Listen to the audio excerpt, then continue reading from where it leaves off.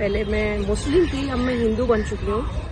जय हिंद दोस्तों। एक मुस्लिम लड़की झूठा इस्लाम मजहब छोड़ के अपना हिंदू धर्म अपनाया है और क्यों अपनाया वो भी आप लोग को बताएंगे।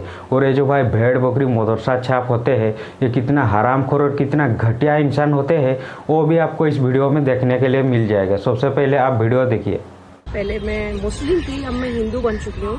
1 साल हो गया। उस दिन जब मैं प्रॉपर्टी के मैटर में 350 बीघे जमीन है हमारी चमरौआ में, नोगमा दबका में, इसी सिलसिले में मैं अपने गांव गई दबका। और जैसे ही मैं दबका गई, जैसे ही इम्तियाज हुसैन चिंटू को पता चला कि ये आई है और ये कुछ कर सकती है, तो जो वीडियोस वाला फोन था उसने छीन लिया। लेकिन मैंने पेन ड्राइव और जितनी भी सारी चीजें थी अपने दोस्तों को बोला और वो वीडियोस मैंने सेव करवा दी थी। मुझे पता था कि ये होगा, लेकिन इन्होंने उस दिन मुझे किडनैप किया और मेरा रेप किया।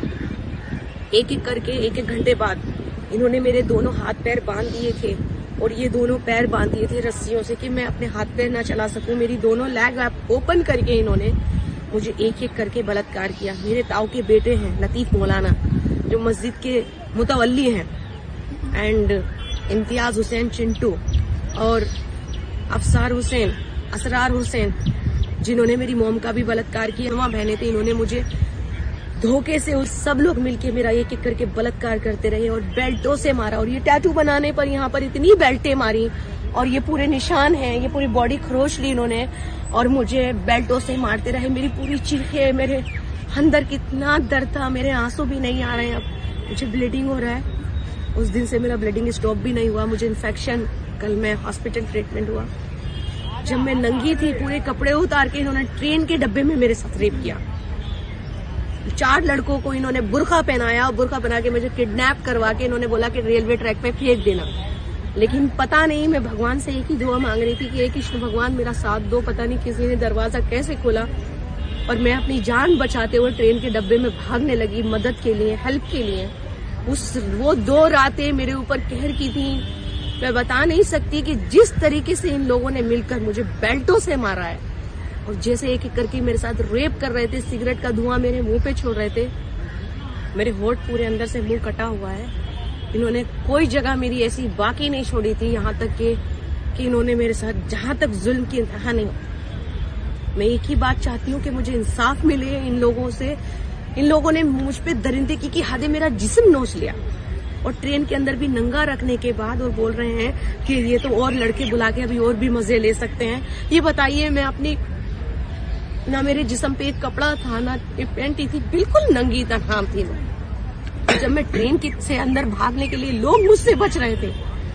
ट्रेन के अंदर डब्बे में किसी ने मदद नहीं की। वहां से भागी बाहर की तरफ और वहां 1 घंटा आधा घंटा हो गया भागती रही अपनी जान बचाने के लिए। स्टेशन से बाहर तो कोई बेचारा लेटा था, उसकी चादर पकड़ के खींच के अपने जिस्म को ढका। शर्म आनी चाहिए तुम लोगों को।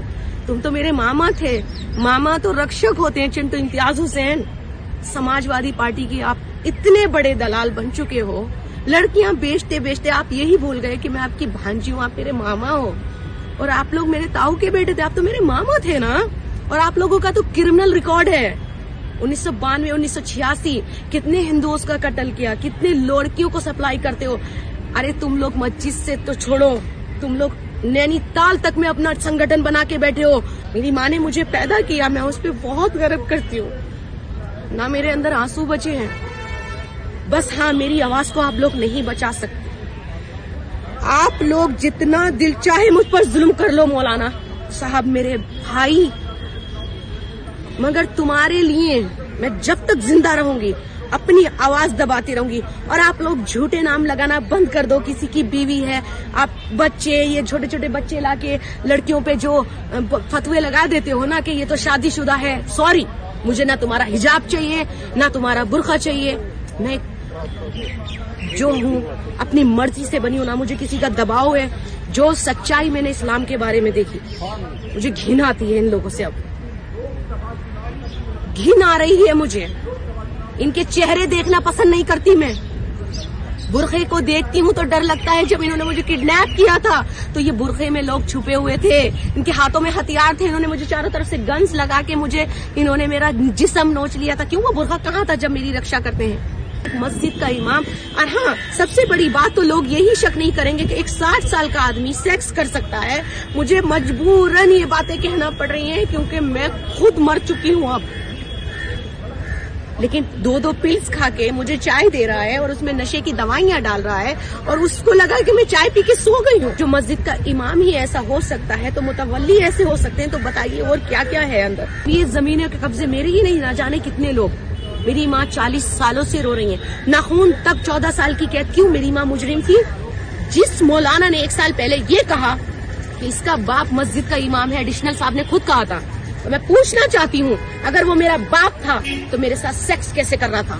अब्बू जान, बुरखे में तो आप अब्बू जान बोलेंगे ना। अब मैं आपकी बीवी जान थोड़ी हूँ, मैं तो आपकी बेटी भी नहीं हूँ। तो आपने 2 लाख रुपए झूठ बोला लेकर पुलिस को कि मैं आपकी बेटी हूँ। तो अब्बू जान, आप जो मेरे साथ सेक्स करना चाहते थे, जो आप मेरे ऊपर चढ़ना चाहते थे नशे की दवाइयां देकर, क्या मतलब है कि दाढ़ी के पीछे और बुरखे के पीछे बेटियों का बलात्कार करता है एक बाप? उससे ये साबित होता है कि बेटी का बलात्कार एक बाप भी कर सकता है। आप प्लीज मेरी मदद कीजिए, मुझे इन आतंकवादियों से बचा लीजिए, इन दरिंदों से। ये मुझे जान से मार देंगे। ये मेरी सुपारी दे चुके हैं। मेरे अंदर अब बहुत दम नहीं रहा है सर। प्लीज मेरी मदद कीजिए, मैं सच बोल रही हूँ। यहाँ पे मैंने भोले बाबा का टैटू बना लिया है, तो ये लोग मुझे बोलते हैं कि मैं नशेड़ी हूँ। मैंने कोई नशा नहीं किया है। हाँ, नशा किया है, सच का नशा किया है। हाँ, नशा करती हूँ, सच का नशा करती हूँ। और जब तक जिंदा रहूंगी हमेशा मैं सच के लिए बोलूंगी। मेरे साथ बहुत जुल्म हुआ है। 24-24 घंटे मुझे खाना नहीं दिया गया है। मेरे साथ क्रिमिनल जैसा व्यवहार हो रहा है। मेरी हालत देखिए, मैं कैसी हूँ। उससे खड़ा नहीं हो जा रहा है, लेकिन मैं फिर भी खड़ी हूँ ना, क्योंकि मेरे गांव के छमरवा के लोगों की बेटियों को इंसाफ दिला दीजिए प्लीज। योगी आदित्यनाथ सर, मैं हाथ जोड़ती हूँ आपके।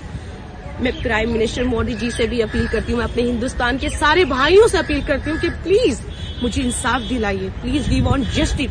मैं अपने कोर्ट, अपने संविधान से भी बोलना चाहूंगी कि मुझे जस्टिस चाहिए। We want justice. तो दोस्तों देख लिया आप लोगों ने वीडियो। इसीलिए भाई जो एजुकेटेड लोग हैं वो लोग भाई आजकल का डेट में ये झूठा मजहब को छोड़ के एक्स मुस्लिम बनते हैं। अभी भी अगर आप ये भीड़ भाड़ एरिया हालेलुया के चक्कर में फंसे हो तो यूट्यूब में हमारे बहुत सारे एक्स मुस्लिम भाइयों का चैनल है, उधर जाइए, इन लोग का वीडियो देखिए, रियलिटी क्या है जानिए, तो अब जाके तुमको पता चलेगा। और इनके जैसे भेड़ बकरी मदरसा छाप के अगर चक्कर में फंसोगे तो ये लड़की के साथ जो हुआ है आप लोग के साथ भी वही हो सकता है। और भाई इन लोग का किताब जाकर रीडिंग मारोगे ना, पढ़ोगे ना, तो तुम्हारा जो पैर का नीचे जमीन रहता है ना वो भाई खिसक जाएगा। क्योंकि ये जो मदरसा छाप होते हैं पूरी दुनिया को बेवकूफ़ बनाते हैं, चूतिया बनाते हैं। कभी भी ये लोग भाई ज़िंदगी में जो लिखा है किताबों में वो कभी भी नहीं बताते हैं। ये लोग चलाते हैं भाईचारा सेकुलर की बात करने के लिए, लेकिन भाई इन लोग का किताब जाके रीडिंग मारो तो अब जाके तुमको पता चलेगा कितना गंदगी भरा पड़ा है। और इनके जैसे भेड़ बकरी का चक्कर में मत पड़िए। अभी भी अगर इनके जैसे भेड़ बकरी का चक्कर में फंसे हो तो सबसे पहले इन सब चीज़ों से बाहर निकालो। रियलिटी क्या है जानो, सच्चाई क्या है जानो। और भाई हो सके तो इस वीडियो को ज़्यादा से ज़्यादा शेयर करिए। पूरी दुनिया में जो हमारे मुस्लिम बहन रहते हैं उन लोग को रियलिटी पता चले, सच्चाई पता चले, और ये जो भाई भेड़ बकरी कितना चूतिया हरामखोर है वो भी पता चले। तो चलते हैं। जय हिंद, वंदे मातरम, हिंदुस्तान जिंदाबाद।